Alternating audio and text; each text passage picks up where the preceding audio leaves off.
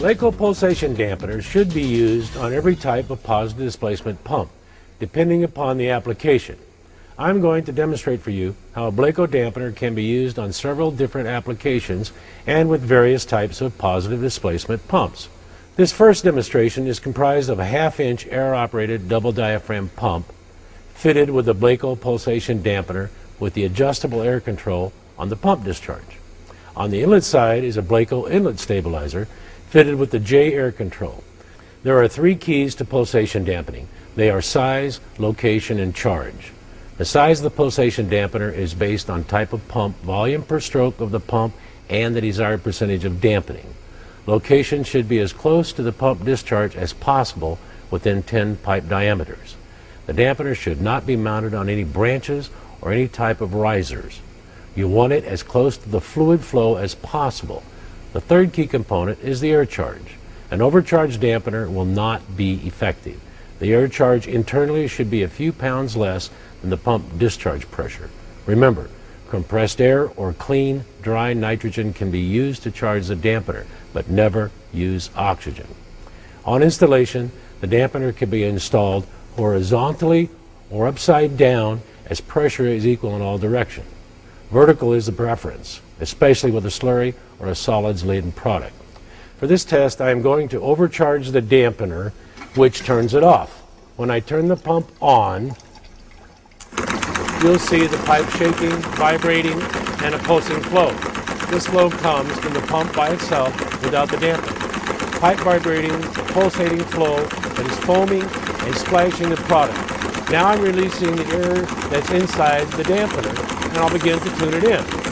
And when I bring it in within a few pounds lower than the discharge pressure, you see the pipe lays flat, nice smooth laminar flow, no splashing or shaking.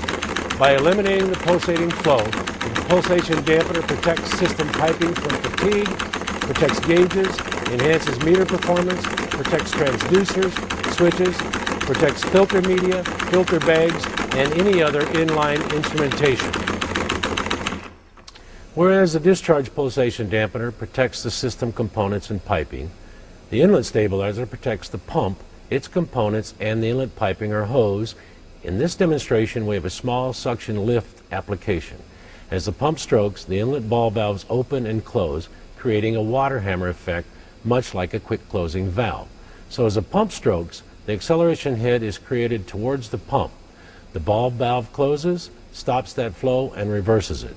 On the next inlet stroke, the pump must overcome that pressure wave going backwards because of suction lift and re-energize the fluid forward into the pump.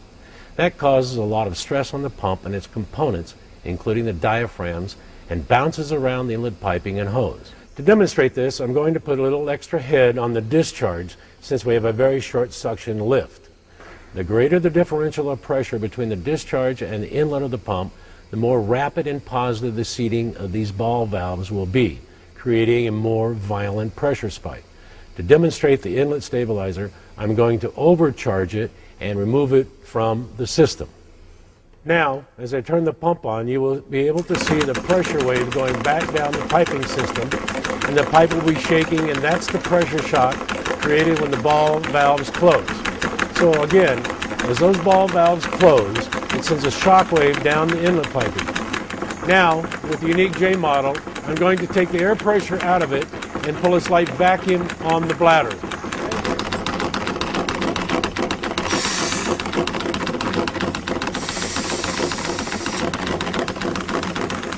By pulling a slight vacuum, we created a small reservoir for the water hammer shock wave to go up into, absorb it, and a nice accumulator for the pump to draw liquid from. Now you can see that the water hammer spike has been eliminated and the system is running efficiently and the pump is at its maximum performance.